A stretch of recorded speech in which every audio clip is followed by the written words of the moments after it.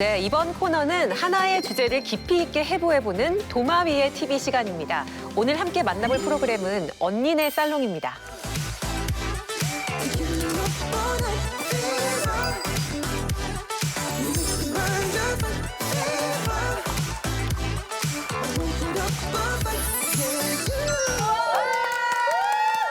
저희 언니네 살롱이 정식 오픈을 했어요!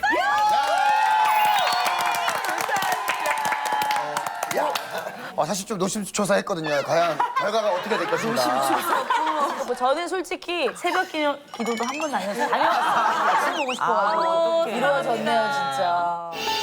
Who's the guest?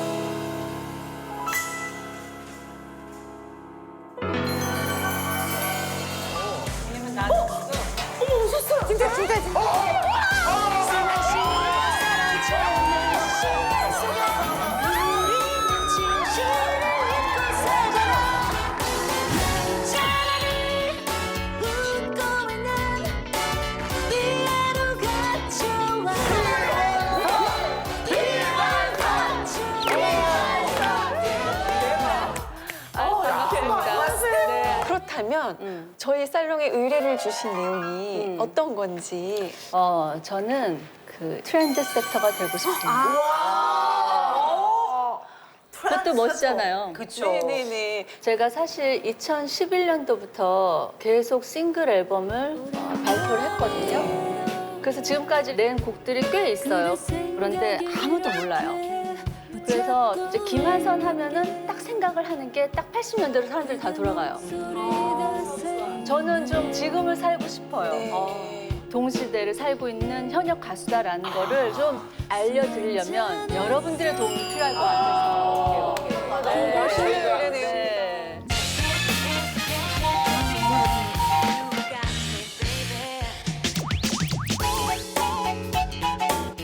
환영합니다. 잘 좀 부탁드려요. 신인 가수예요. 네. 고객님, 네, 너무 영광이고요. 제가 오늘 메이크업 해드릴 텐데 내년에는 조금 더 이런 자연스러운 베리 느낌이 유행이 될 것 같은데 언니가 제가 보니까 좀 차가운 계열들이 잘 어울리세요. 그래서 베리로 좀 선택을 해봤습니다. 굿. I'll live all day. I'll live 손 all 마사지 day. I'll be moving along, singing my song, running around, ain't nothing wrong. 자, 이렇게 마무리를 하고 다녀오시는 거 이동 도와드릴게요. 네. 고생하셨어요. 네. 자, 첫 번째 스타일링은 네, 히피로. 네네네.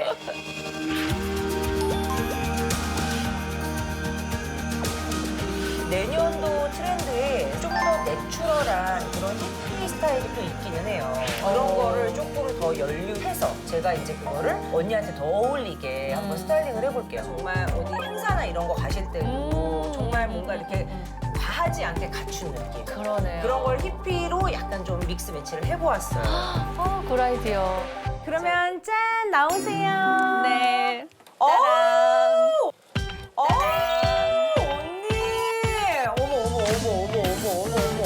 어머, 어떻게 기절이야. 언니.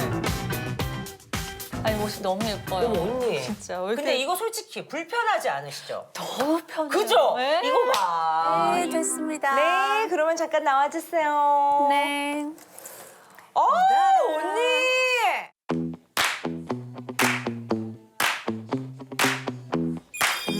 놔라. 언니!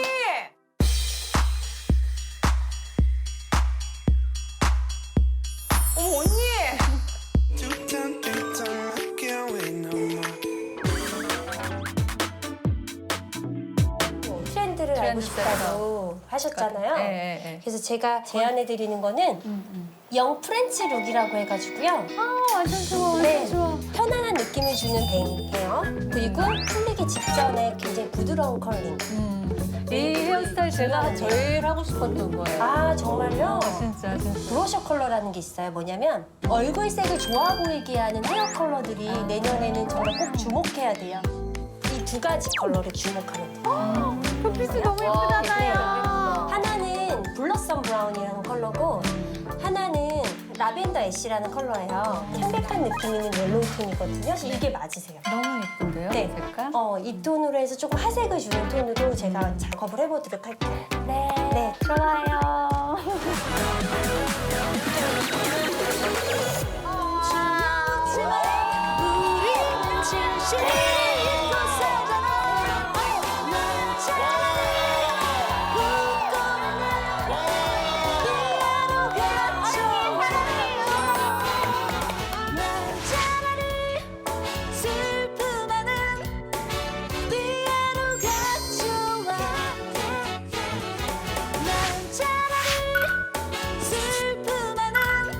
너무 행복했어요. 내 인생에 이만큼 행복한 시간이 늘어난 것 같아요. 네. 고맙습니다.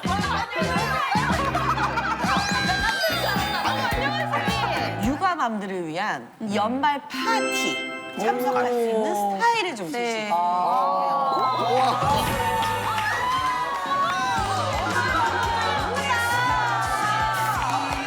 이런 어린 이미지를 벗고 거친 사람의 이미지로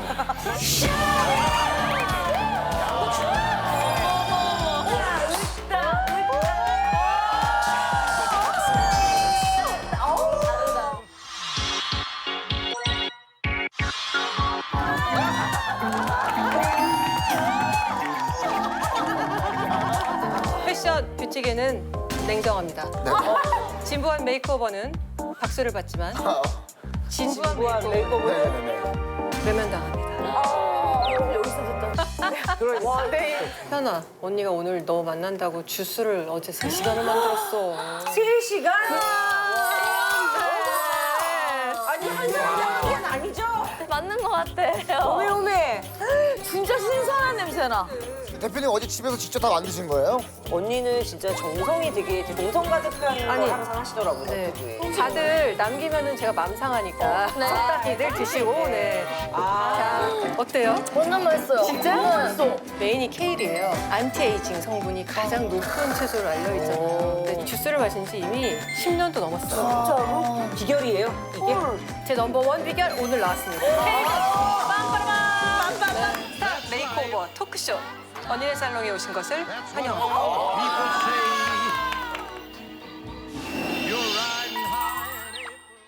네, 대한민국 최고의 뷰티 전문가들이 모여서 의뢰인의 새로운 변신을 도와주는 메이크오버 토크쇼 언니네 살롱. 파일럿 방송 당시에 기존 뷰티 프로그램의 한계를 넘지 못했다는 의견들이 오갔었는데요. 정규 방송으로 돌아온 언니네 살롱은 어떻게 평가하시나요? 파일럿을 처음 봤을 때는요. 토탈 스타일링 쇼라는 측면에서 포맷도 굉장히 신선했고 여기에다가 토크가 얹어졌을 때 뭔가 이야기도 있고 풍성한 재미가 있을 수 있겠구나 이런 기대가 있었어요. 정규 방송화 됐을 때 좋겠다라고 했는데 굉장히 더 밋밋해지지 않았나 하는 아쉬움이 많이 좀 남습니다. 그 출연자들의 이야기가 좀 더 의외성을 갖고 있을 때 우리가 몰입을 할 수 있는데 이야기들도 굉장히 짧았고 또 평범했고 결국은 그러다 보니까 이 스타일링이 바뀌어도 뭐 크게 재미가 없었던 것 같습니다. 파일럿 방송이 나왔을 때 기존의 뷰티 프로그램과의 차별점으로 내세운 점이 그러니까 버라이어티 쇼로서의 성격이었잖아요. 이번에 정규로 오면서 그 버라이어티적인 성격을 좀 더 강화를 했더라고요. 이제 살롱메이트가 나와서 토크를 좀 더 이렇게 풍성하게 채우려고 노력을 했다라거나 또는 이제 언니네 고민 상담소 같은 코너를 통해서는 좀 더 공감할 수 있는 팁을 전해주는 그런 장치도 마련을 했고요. 그래서 버라이어티 쇼로서의 나름 개선점은 좀 보였던 것 같아요. 토크쇼 같은 느낌으로 갖고 가야 되겠다라는 걸 의식하는 건 좀 보여요. 특히나 뭐 차웅 씨 같은 경우는 계속 이제 헤어해 주시면서 뭐 이건 좀 어떻게 생각하세요? 뭐 요새는 좀 어떠세요? 이런 걸 물어보시고 결혼하고 나서 어떤 아내가 되고 싶다든지. 저요? 네.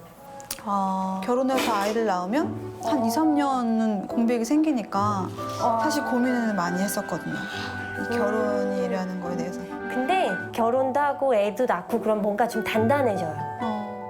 어떻게든 좀 이렇게 쇼원도 좀 붙으려고 노력을 하는 건 있는데 문제는 토크와 솔루션이 동시에 이루어지다 보니까 솔루션은 솔루션대로 가고 토크는 토크대로 가고 그러니까 이게 유기적으로 연결이 안 된다는 거죠. 뷰티 꿀팁, 헤어 꿀팁 이런 것들을 전달해 주는 쪽으로만 좀 활발해지고 인생에 대한 이야기는 따로 존재를 하고 그러니까 약간 메이크오버와 토크쇼가 딱 안 붙는 느낌이 있는 거죠. 스토리텔링을 아예 시도를 안 한 거라고는 볼 수 없는 게 뭐 함소원 씨나 김한선 씨 같은 경우에는 조금 그런 에피소드 시도가 있었던 걸로 저는 보여요. 왜냐면 특히 김한선 씨 같은 경우에는 그 시청자들이 자신을 여전히 80년대 스타로 보는 것, 그거에서 이제 자신의 인생을 돌아보고 그래서 새로운 스타일링을 요구하고 의뢰한 게 어느 정도 공감을 할 수 있었는데, 그럼에도 불구하고 저도 아쉬운 점은 스타들이 스타일링 변신을 하러 이 살롱에 오는 것이 사실 전혀 새롭지가 않잖아요. 왜냐면 예전에 메이크오버 프로그램은 일반인들이 참여하다 보니까 훨씬 이 기회가 굉장히 소중하고 진지하게 임하는데, 사실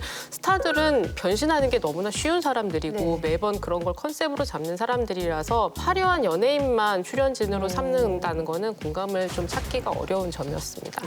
파일럿 때 저희가 좀 인상적으로 본 가령 이제 뷰티 프로그램과 거리가 먼 중년 남성 의뢰인 김수영 씨가 등장을 했을 때 거기에서 오는 어떤 의외성이 있었잖아요.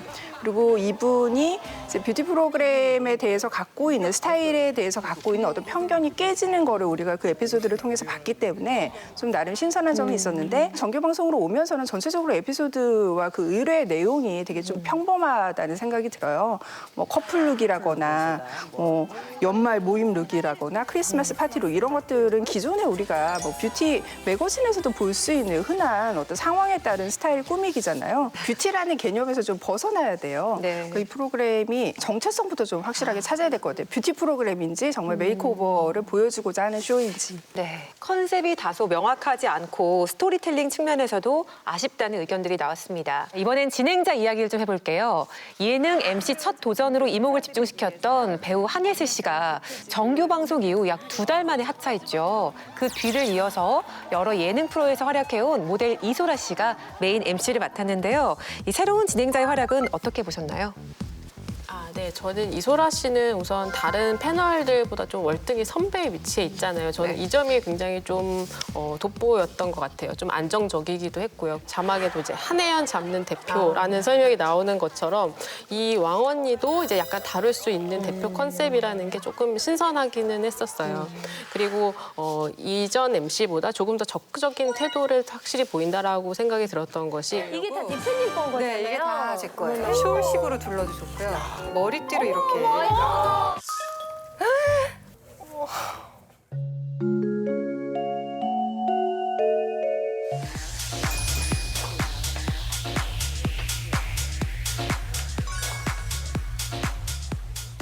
어머 언니!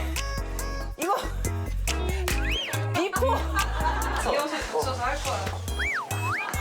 사실 맞지도 않는 옷을 이렇게 부여잡으면서 입고 나오신 것도 사실 되게 예능적 요소긴 하지만 정말 옷을 좋아하는 분이구나라는 걸 알 수 있어서 좀 좋았고요. 그 나이에 맞는 스타일링은 어떻게 하는지도 사실 배울 수 있는 거의 유일한 어떤 뭐 진행자가 아닐까 싶어요. 그래서 그런 분이 유입이 된 건 좀 프로그램에서는 좀 긍정적인 좀 변화 를 좀 기대해 볼 수 있는 지점이라고 생각이 들어요.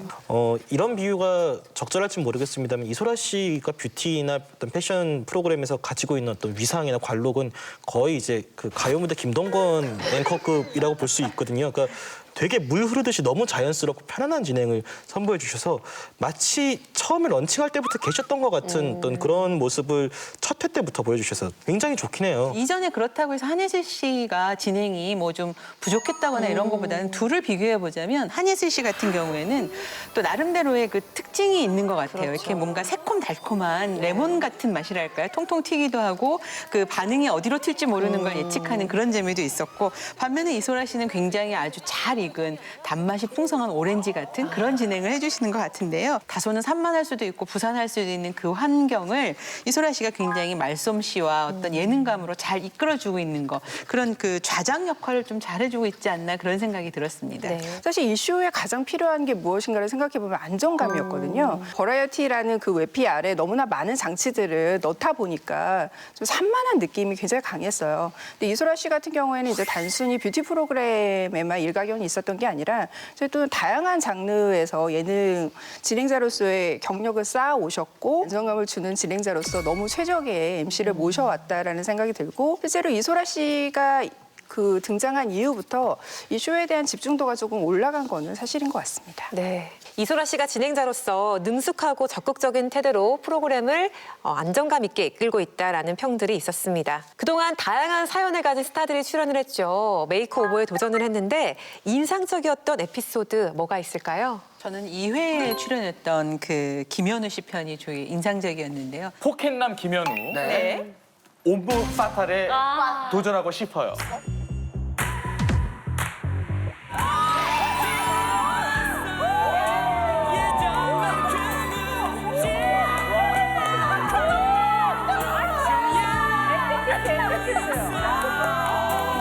자신의 어떤 그 좀 새로운 모습을 보여주겠다 하는 그 의지 뭐 그런 것들도 좋았고요. 특히나 이 언니네 살롱이 그동안 출연했던 그 성비를 좀 비교해 보면 남성이 셋 팀밖에 없고 셋밖에 없고 나머지가 다 여성들이었어요. 그런데 이제 요즘 남성들은 외모에 좀 관심들이 많으시잖아요. 그러니까 남성들이 뭔가 뷰티에 관련된 정보나 이런 것들, 스타일링에 관련된 것들을 좀 볼 수 있다는 측면에서는 새로운 정보라는 측면에서도 좀 의미가 있었고요. 다만 좀 아쉬웠던 편은 저는 오정현 씨 편인데 살롱 메이트로 같이 나오신 그 아나운서 분께서 너무 서인 이야기를 아나운서? 잘 하셔가지고 네. 그 이 홀에서 얘기하는 것이 그분한테 너무 집중되다 보니까 시작을 해볼게요. 걸크러쉬 느낌으로 선적인 느낌을 많이 표현해서 강렬하게 좀 해볼게요. 많은 분들이 하는 것도 많이 했었어요. 이성균 씨 목소리가 좀 들리. 네, 배웠습니다. 요즘 어떻게 지내고 계세요, 이성균 씨? 그게 뭐예요? 언니네 살롱 부지. 아니 옆에서 대화하면서 제가 느끼는 게 가제트 알아요 옛날에? 알아요. 가제트 느낌 나지 않아요? 나와라 맞는 팔. 마치 노래방에서 왜 너 노래해봐 이러고 노래를 딱 시켜놨는데 노래가 딱 시작되면 다들 듣지 않고 자기들끼리 얘기를 하잖아요. 좀 그런 느낌? 그래서 오정현 씨한테도 좀 불편하지 않았을까. 저는 그런 부분에서 이 편이 좀 아쉬웠습니다. 잘 어우러지지 않는 느낌이었다는 그렇죠. 말씀이시죠? 예, 예. 분리된다라는 느낌은 있었지만 오정현 씨 자체의 그 의뢰에는 되게 공감이 갔었던 것 같아요. 아나운서로서 굉장히 전형적인 틀에 갇혀 있었고 계속해서 그것을 깨려고 노력을 해왔지만은 남들의 시선은 그렇지 않았다. 틀에 박힌 이미지에서 벗어나고 싶은 마음이 커서 정말 끊임없이 노력을 해왔는데 아나운서 타이틀이 붙은 오정현이 더 익숙하신 것 같아요, 아직까지. 오늘은 좀 차가운 톤을 많이 쓰고 있어요. 얼굴을 보니까 이제 웃음기가 저절로 사라져요. 배우분들의 그런 게 있더라고요. 메이크업을 해보면 메이크업이 달라지면 표정이 달라지세요. 그러니까 이게 단순히 네. 표정만이 아니라 메이크오버가 줄 수 있는 어떤 우리 삶의 태도의 변화라는 점을 짚어준 거잖아요. 이 프로그램이 사실 지향해야 되는 어떤 메이크오버의 가치 이런 점들을 짚어준 그런 출연자와 의뢰 내용이었다는 생각이 들고 이사벨 씨의 그 말도 굉장히 인상적이었어요. 저는 어떤 게스트들이 출연하셨던 것들보다 가장 인상적이었던 건 뷰티 어벤져스들이 그 MBC 연예대상을 준비하는 에피소드였어요. 오늘 이렇게 선생님들이 해주고 더 결이 좋죠. 결이 좋아요. 두부 같은 순둥순둥한 그리고 이렇게 입술도 약간 졸리 입술이야. 졸리 아니고 졸리 맞아. 졸리 잘해. 아니 이렇게 다음에부터 이렇게 뒤에 앉아서 계속 얘기를 할까 그래, 우리도 좋잖아. 맞아, 아무것도 안 해도 돼. 약간 파자마 파티 하기 전에 뭐 서로 꾸며주는 약간 그런 약간 아기자기함도 사실 살펴볼 수 있었고 우리가 너무 멀게만 느껴진 연예인 스타일링 하는 것보다 이렇게 홍현희 씨의 어떤 몸매나 아니면 어떤 이렇게 얼굴의 약간 또 단점 이런 것들을 보완하기 위해 팁을 주는 것도 저는 굉장히 좀 꿀팁이라고 생각을 했었어요. 차라리 그냥 이 뷰티 어벤져스들과 진행자들만이 꾸미는 뷰티쇼를 좀 더 이렇게 집중을 했었어도 오히려 더 좋지 않았을까 하는 생각이거든요. 지금은 어떻게든 스튜디오에서 이 사람들이 망가지는 것으로 웃음을 뭐 주는 쪽으로 좀 집중을 하자 약간 이렇게 활용이 돼버리니까 사실은 어렵게 모신 이유나 의미가 없어지는 거죠. 이 쇼를 통해서 일반인들도 어떤 뷰티 팁을 얻어갔으면 좋겠다라고 생각을 한다면 사실은 지금과는 활용이 정반대여야 되죠. 이미 너무 많은 정보들이 있는 이런 미디어 상황에서 이 프로그램이 좀 차별점을 가지려면 출연자들에 대한 어떤 고민도 더 필요할 것이라고 생각이 듭니다. 꼭 날씬하고 예쁜 분들만 계신 것도 아니고 뭐 20, 30대만 계신 것도 아니잖아요. 그러니까 좀 더 범주를 좀 넓혔으면 좋겠어요. 네. 언니네 살롱이 앞서 이야기 나눴던 아쉬운 점들을 보완해서 더 완성도 있는 메이크오버 토크쇼로 거듭날 수 있기를 응원하겠습니다.